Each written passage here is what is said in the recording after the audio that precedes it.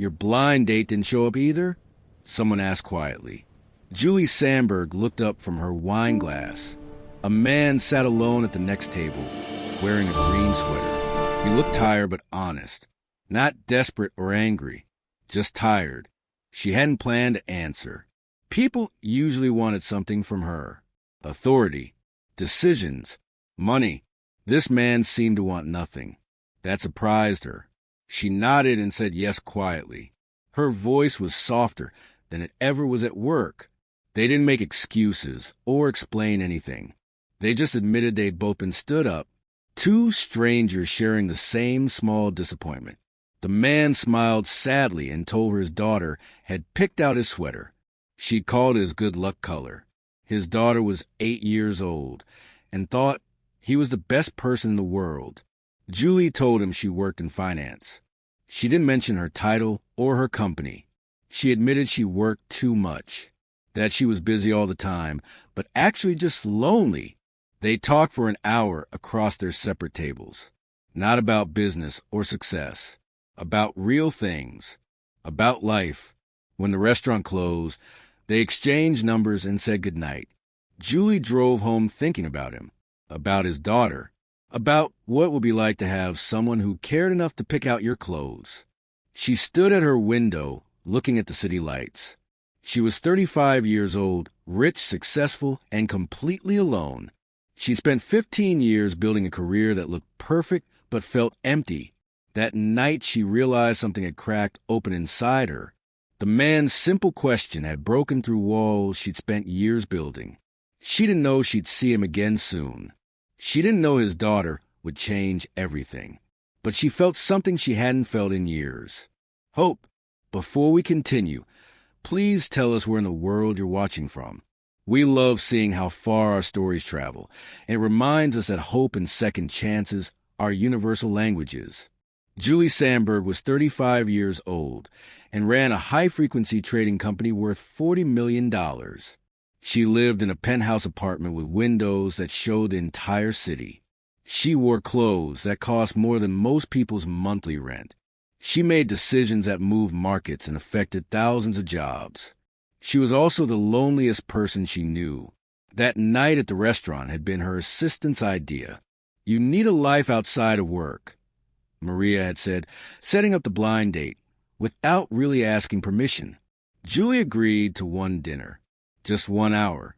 She could manage 1 hour of small talk with a stranger. The man never showed up. Julie should have left immediately. She should have called her driver and gone home to her empty apartment. But something made her stay. Maybe it was embarrassment. Maybe it was the fact that leaving felt like admitting defeat. Or maybe it was the other man sitting alone 3 tables away, looking just as abandoned as she felt. When Keith asked if her date stood her up too, Julie felt something she hadn't felt in years. Recognition. Not the kind that comes from business conferences or networking events. Real recognition. The kind that happens when someone sees you as a person, not a position. They talked for an hour across their separate tables. Keith told her about his daughter Alice, about how she picked out his green sweater that morning because it was his good luck color, about how she made him promise to smile and be nice, about how she was 8 years old and thought her father was the best person in the entire world. Julie told him she worked in finance. She didn't mention the company or the title or the money. She told him she worked too much, that she said she was busy when she really meant lonely, that she'd built her entire life around being needed by everyone and known by no one. Keith didn't offer solutions. He didn't give advice or try to fix anything. He just listened, really listened, not the way people listen in boardrooms while planning their next comment. He listened the way people listen when they actually care about the answer. When the restaurant started closing, they finally stood up to leave. Keith asked if she wanted to exchange numbers. Julie surprised herself by saying yes. They stood there in the parking lot for another 10 minutes. Neither one wanted to end the conversation, both of them knowing they had to. "Thank you," Julie said finally. "For what?" "For asking. For that first question. I almost didn't answer." Keith smiled. It was a tired smile, but genuine. Thank you for answering. I almost didn't ask. Julie drove home that night and couldn't stop thinking about him, about Alice, about what it must be like to have a daughter who picked out your clothes because she cared about you, about what it must be like to be loved that completely. She stood at her penthouse window, looking at the city lights, all those buildings full of people, all those lives happening simultaneously. And here she was, 35 years old, successful by every measurable standard and completely alone. Julie had spent 15 years building a career. She'd sacrificed relationships, friendships, holidays, weekends. She told herself it was worth it. That success would make her happy. That achievement would fill the empty spaces. But standing there that night, she realized something. She'd built a life that looked perfect from the outside, but inside, where it mattered, she was hollow. She went to bed thinking about Keith's question. Such a simple thing. 6 words whispered across a restaurant. But those 6 words had cracked something open inside her. Something she'd kept locked away for so long she'd forgotten it was there. She didn't know she'd see Keith again in 3 weeks. She didn't know his daughter would change everything. She didn't know that one honest conversation would be the beginning of her entire life shifting. But that night, lying in her expensive bed in her expensive apartment, Julie felt something she hadn't felt in years. Hope. 3 weeks later, Julie's company board approved her proposal. They would fund a complete upgrade for Jefferson Elementary School, an underfunded public school in the city's east side. New computers, better equipment, improved infrastructure, everything the school had been requesting for 5 years. It was good publicity. Tax benefits, corporate social responsibility. Her board loved it. Julie told herself those were the only reasons she pushed for it. But really, she wanted to do something that mattered. Something that helped actual people instead of just moving money around on screens. She arrived at Jefferson Elementary on a Tuesday morning, wearing a designer blazer and heels that clicked on the worn hallway floors. She carried a tablet with spreadsheets and timelines and budget breakdowns. She was ready to assess, measure, optimize, and execute. Then she met Alice. The 8-year-old appeared beside her without warning. She had paint on her fingers and hair pulled back in 2 uneven braids that were clearly self-done. Her eyes were bright with curiosity and 0 fear. "Are you the helper lady?" Alice asked. Julie blinked. "I'm from the company that's funding the upgrades." "So you're helping?" Alice took her hand, like it was already decided. "Come on, I'll show you everything." For the next 30 minutes, Alice gave Julie a tour of Jefferson Elementary. But she didn't show her the broken computers or outdated equipment. She showed her the mural the 5th graders painted, the garden the 3rd graders were growing, the reading corner the 1st graders built with donated books and pillows from home. "This is my favorite spot," Alice said, pulling Julie into a small alcove filled with bean bags. "This is where I come when I'm sad, or when I just want to think. Ms. Rodriguez says thinking is important." Julie looked at this 8-year-old girl who had opinions about thinking and felt something shift in her chest. When was the last time she just sat and thought? When was the last time she'd done anything that wasn't planned or scheduled or optimized? "What do you think about?" Julie asked. Alice shrugged. "Lots of stuff. Like how clouds work. Or why some people are mean when being nice is easier. Or what my mom would think if she could see me now." "Your mom?" "She left when I was 5. Dad says she had her reasons. I don't remember much about her. Just little things. Like she smelled like vanilla and she sang off-key." Julie didn't know what to say. In her world, people didn't talk about things like this. They kept emotions private, weakness hidden, vulnerability locked away.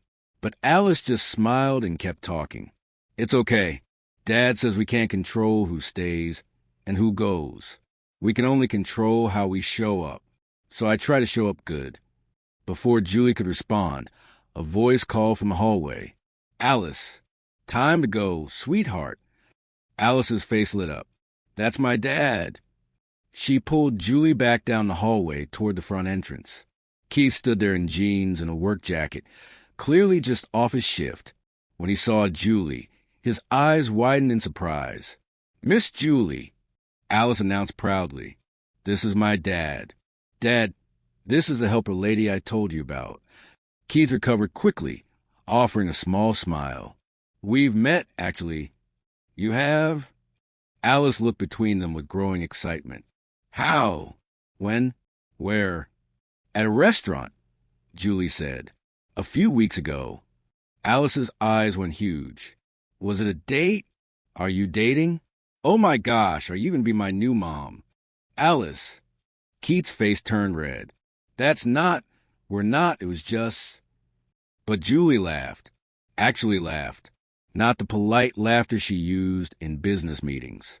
Real laughter that came from somewhere genuine. "We're not dating," Julie told Alice gently. "We just happen to be at the same restaurant at the same time." "But you could date," Alice said matter-of-factly. "Dad never dates anyone. He says he's too busy. But I think he's just scared." "Alice, that's enough." Keith's voice was firm but kind. "Go get your backpack." After Alice ran off, Keith looked at Julie with apologetic eyes. "I'm sorry. She's been watching too many romantic comedies with my sister." "It's fine," Julie said. "And she meant it. She's wonderful. Keith, really wonderful." "Thank you." His voice softened. "She's my whole world." They stood there in the school hallway, surrounded by children's artwork and the smell of cafeteria lunch. And Julie felt again. That recognition. That sense of being seen not for what she did, but for who she was. "Would you want to have coffee sometime?" Keith asked suddenly. "I mean actual coffee. Intentional. Not just running into each other." Julie surprised herself by not checking her calendar first, by not calculating how much time she had, or what meetings she'd have to move. She just said yes. Over the next few weeks, Julie visited the school regularly. She told herself it was to oversee the upgrades, but really she was there to see Alice, to see Keith, to feel like she was part of something that mattered more than quarterly earnings and stock prices. Alice started waiting for her visits. She'd run up with new drawings or stories about her day. She'd ask Julie questions about everything from why the sky was blue to whether adults ever got scared. And Julie, who'd spent 15 years having all the answers, found herself admitting that yes, adults got scared all the time. The coffee date happened on a Saturday. Keith picked a small cafe near the school, the kind of place Julie would never have gone to before. No corporate accounts or business deals happened in places like this. Just regular people having regular conversations. They talked for 3 hours. About Alice. About Keith's work as an electrician. About how he became a single father and learned to braid hair from YouTube videos. About Julie's company and how she built it from nothing. About loneliness and fear and the weight of being responsible for so much. "Do you ever feel like you're performing?" Julie asked at one point. "Like you're playing a role instead of being yourself?" Keith thought about it. "Every day when I drop Alice at school, all the other parents seem to have it figured out. Perfect lunches, signed permission slips, kids with matching socks. I'm just trying to keep her alive and happy. But you're doing it. You're showing up." "So are you," Keith said. "Alice talks about you constantly. About how you listen, how you ask questions, how you don't talk down to her. I don't know how to talk down to people. I only know how to be honest." Keith smiled. "That's exactly why she loves you." The words hung in the air. Love. Such a simple word. Such a terrifying word. Julie couldn't remember the last time anyone had loved her for anything other than what she could do for them. They left the cafe as the sun was setting. Keith walked Julie to her car, and they stood there for a moment. Neither wanted to end the day. "Can I ask you something?" Keith said. "That night at the restaurant, why did you answer me?" Julie thought about it. "Because you asked like you actually wanted to know. Not like you were being polite.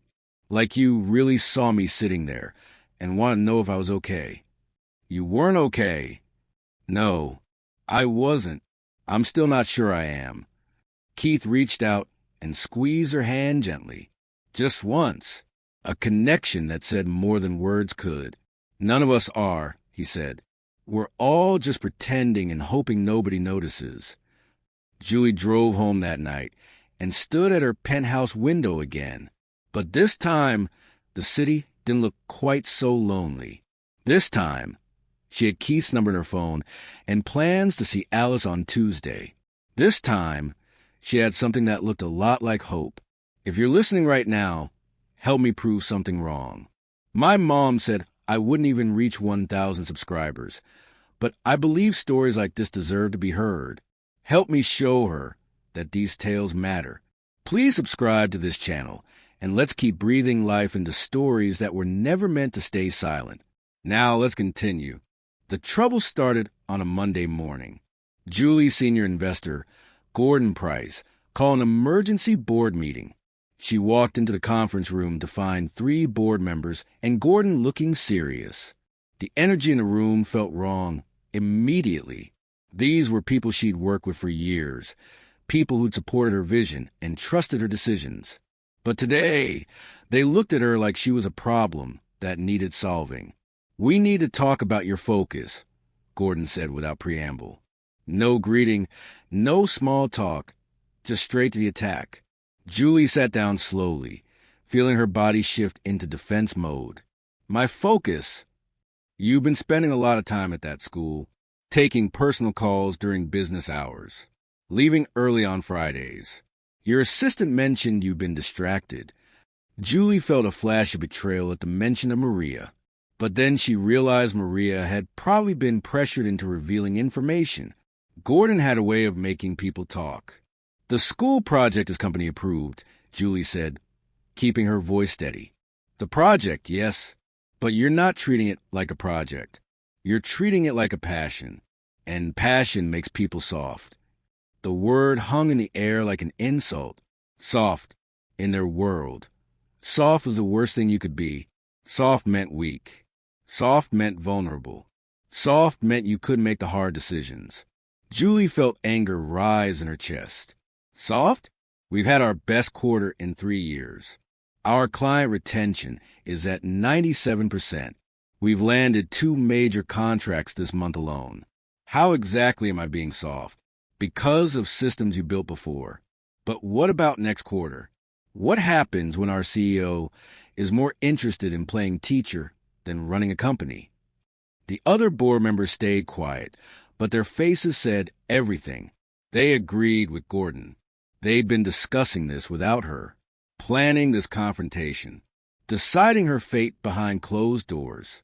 Julie looked at each of them, men she'd worked with for years, men who'd made millions off her work, men who'd never once asked her if she was happy or tired or human.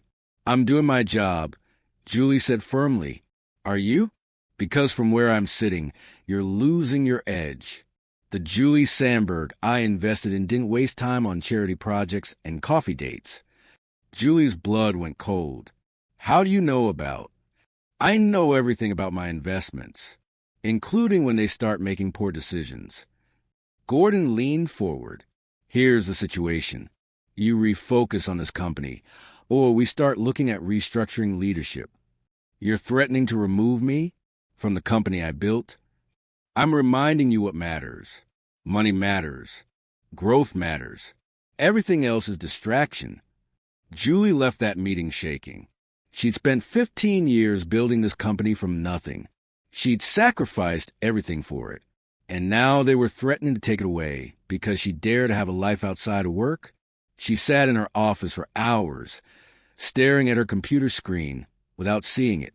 Everything Gordon said was technically true. She had been distracted. She had been leaving early. She had been thinking about Alice and Keith more than quarterly projections. But she'd also been happier than she'd been in years. Her phone rang. Keith's name appeared on the screen. For a moment, she almost didn't answer. She almost fell back into old patterns of handling everything alone. But then she remembered Alice's words about showing up, and she picked up. "Hey!" She answered, trying to sound normal.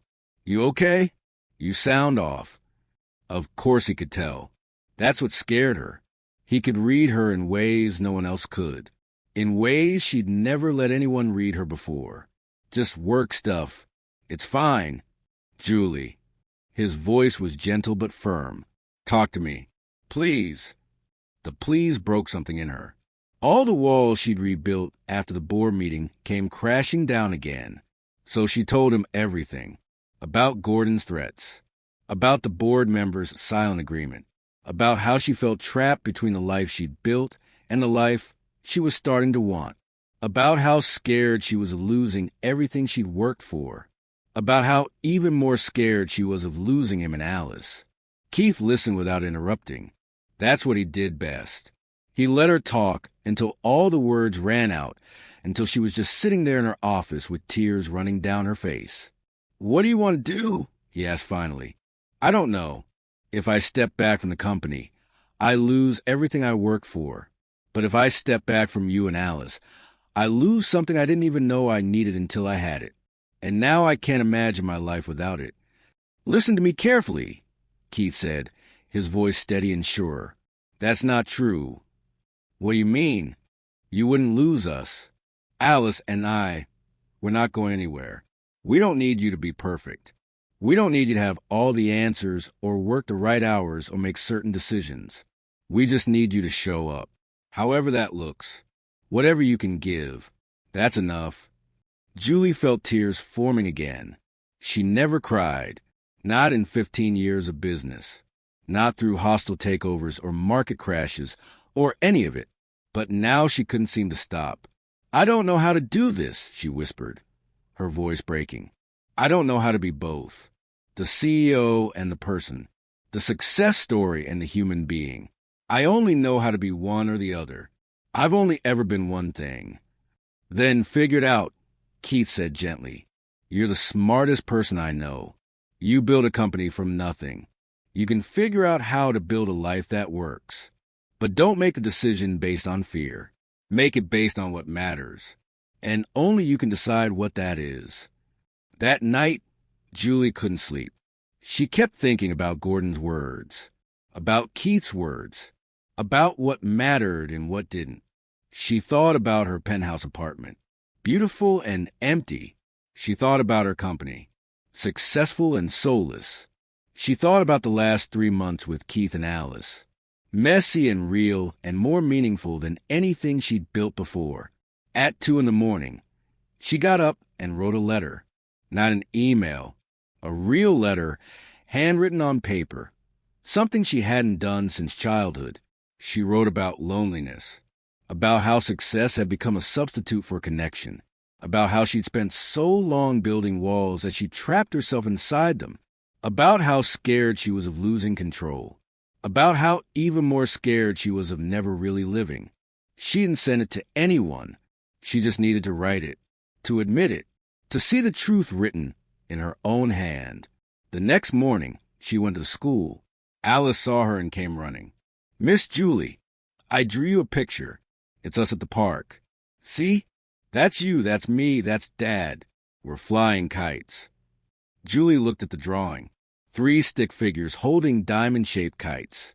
All of them smiling. We've never flown kites, Julie said softly. I know, but we could, if you wanted to. Julie knelt down to Alice's level. Can I ask you something? What do you want to be when you grow up? Alice thought about it seriously. Happy, and maybe a veterinarian, but mostly happy. That's a good goal. What about you? Are you happy? Julie opened her mouth to give the standard answer. To say she was fine. Everything was fine. Successful people were always fine. But looking at Alice's honest 8-year-old eyes, she couldn't lie. I'm learning to be, Julie said. You and your dad are teaching me. Alice hugged her suddenly, fiercely, completely. Julie hugged her back and felt something break open in her chest. All the walls she'd built, all the protection she'd wrapped around herself, this 8-year-old girl with paint on her fingers had just knocked them all down. Keith appeared in the doorway. He saw Julie holding Alice, saw the tears on Julie's face, and understood immediately. Alice, go grab your backpack. We need to talk to Miss Julie. After Alice left, Keith walked over slowly. What happened? I have to make a choice, Julie said, and I think I already know what I'm going to choose. I'm just scared. What are you scared of? That I'll lose everything. Keith took her hands gently. You won't lose us. No matter what you decide about work, you won't lose us. I promise you that. How do you know? Because I love you, and so does Alice. And love doesn't come with conditions. Julie stared at him. You love me? Yeah, I really do. I know it's fast and probably crazy and not at all logical. But I love you. The real you. The one who shows up to schools in expensive suits and sits on floors with 8-year-olds. The one who's terrified and brave at the same time. That's who I love. Julie kissed him, right there in the school hallway with afternoon light, streaming through windows and the sound of children playing outside. She kissed him like she'd been holding her breath for 15 years and finally remembered how to breathe. I love you too, she whispered. I didn't know I could still feel this. But I do. So, what are you going to do about work? Julie smiled. I'm going to stop being scared. I'm going to restructure everything on my own terms. And I'm going to choose a life I actually want instead of the one I thought I was supposed to have. The restructuring took 3 months. Julie didn't quit her company, but she changed how it ran. She promoted her deputy to CEO and moved herself to chairman of the board. She reduced her hours, hired a full management team, and made it clear that her life outside work was no longer negotiable. Gordon Price tried to fight it. He threatened. He called emergency meetings. He even threatened to pull his investment. Julie looked him in the eye and said, Do it. I don't need your money. I need my life back. He backed down, because the truth was the company was thriving, and Julie, working fewer hours but with more focus, was making better decisions than she had in years. The school project finished successfully. Jefferson Elementary got new computers, updated facilities, a renovated library, and a technology program that became a model for other schools in the district. But more importantly, Julie got something she'd never had before. A family. It happened gradually. Coffee dates turned into dinners. Dinners turned into weekends. Julie started showing up to Alice's soccer games, her school plays, her parent-teacher conferences. She learned to braid hair from YouTube videos, just like Keith had. She learned that frozen pizza was an acceptable dinner sometimes. She learned that love was messy and imperfect and absolutely worth it. Keith moved slowly. He never pushed. He let Julie set the pace. Let her figure out how to be part of family without losing herself in the process. He understood that she was learning a completely new language, and he was patient while she practiced. Alice loved having Julie around. She started calling her Julie Mom, which made Julie cry the first time it happened. She'd never wanted children before, never even considered it. But now she couldn't imagine life without this bright, honest, paint-covered 8-year-old who asked impossible questions and gave the best hugs. 1 year after that first night in the restaurant, Keith asked Julie to marry him, not at a fancy restaurant or some grand public gesture. He asked her on a regular Tuesday evening, while they were doing dishes after dinner. Alice was in the living room pretending to do homework, but actually watching cartoons. Marry me, Keith said, hands still soapy from washing plates. Julie almost dropped the dish she was drying. What? Marry me. Make this official. Be Alice's mom for real. Be my wife. Be part of this weird, imperfect, beautiful family we're building. You're proposing while doing dishes? I'm proposing while being us. This is who we are. This is what we do. We show up in regular moments and make them matter. Julie set down the dish and looked at this man who'd changed her entire life with one whisper question. This man who taught her that vulnerability was strength. That presence was more valuable than productivity. That love didn't need to be earned or optimized or managed. Yes, she said. Yes, I'll marry you. They told Alice together that night. She screamed so loud the neighbors probably heard. She jumped up and down and hugged them both, and then ran to her room to draw a picture of the wedding she imagined. The wedding happened 6 months later. It was small, held in the garden at Jefferson Elementary, where Julie and Alice first met. Just close friends, family, and every single student from Alice's class who wanted to attend. Julie spent the morning getting ready with Alice and Keith's sister, Emma. Alice insisted on helping with Julie's makeup, which resulted in slightly uneven lipstick and way too much blush. But Julie looked at her reflection and thought she'd never looked more beautiful. Not in any corporate photo or magazine feature.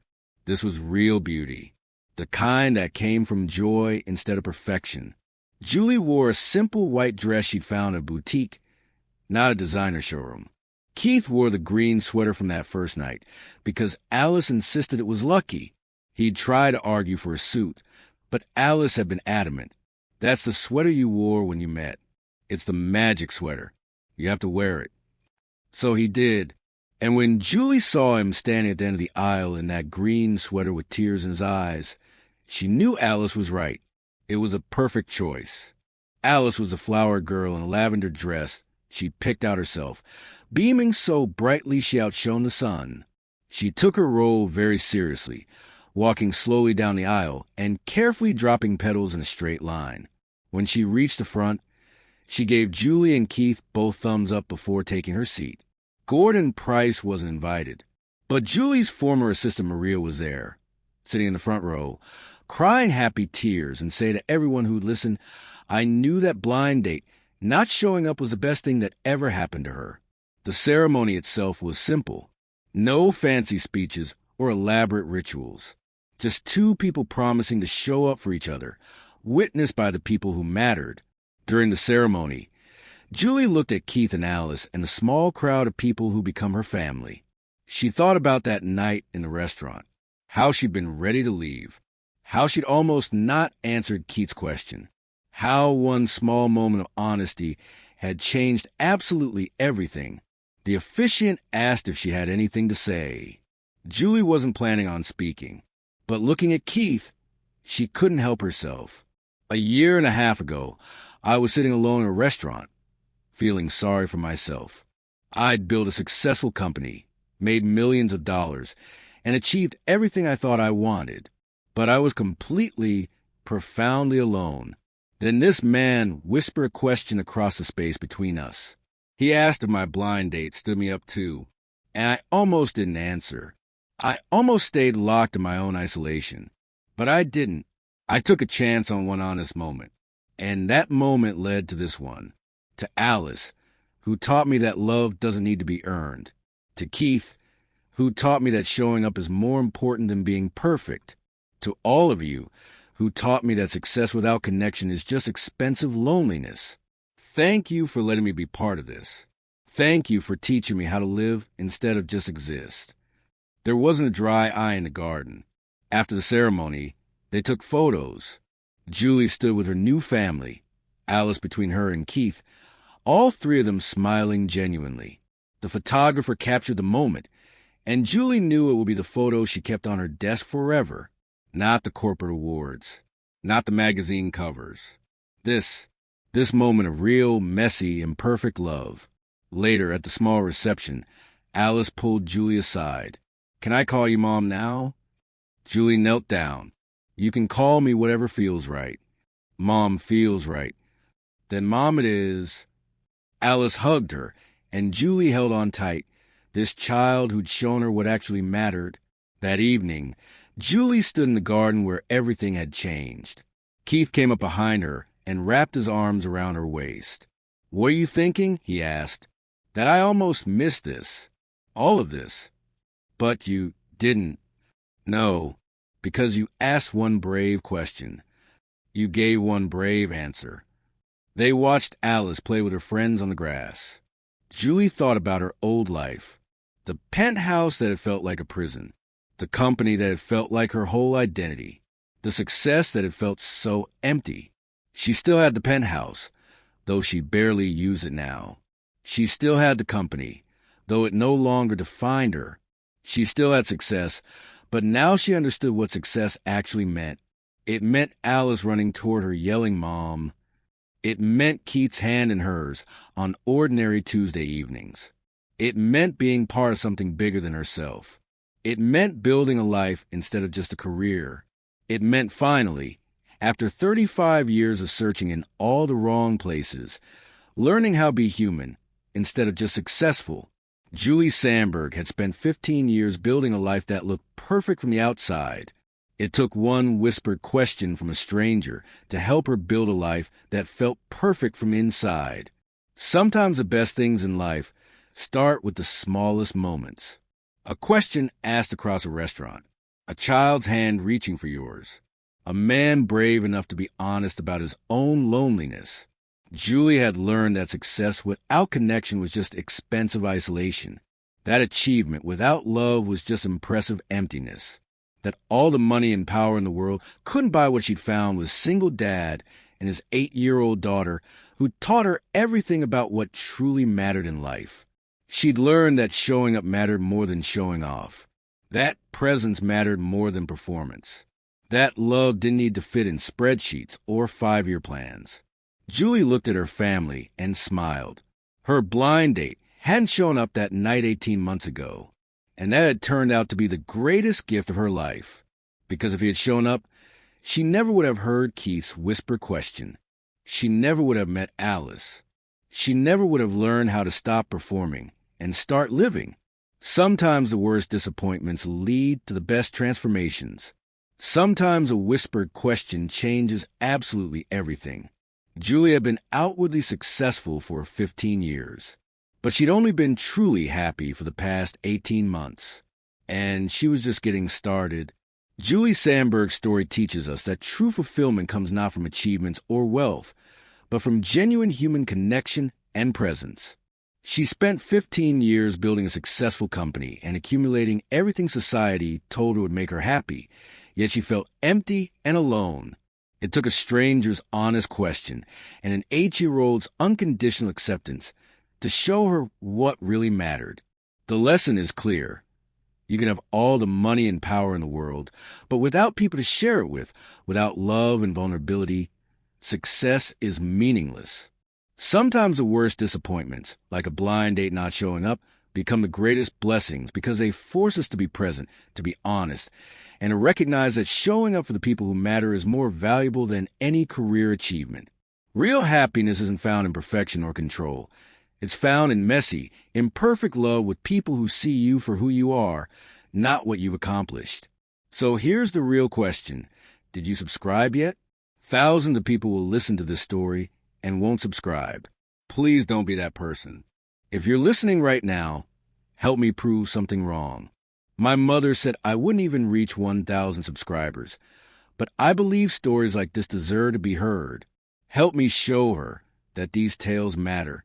Please subscribe to this channel, and let's keep breathing life into stories that were never meant to stay silent. And here's what I need to know. Do you want part 2?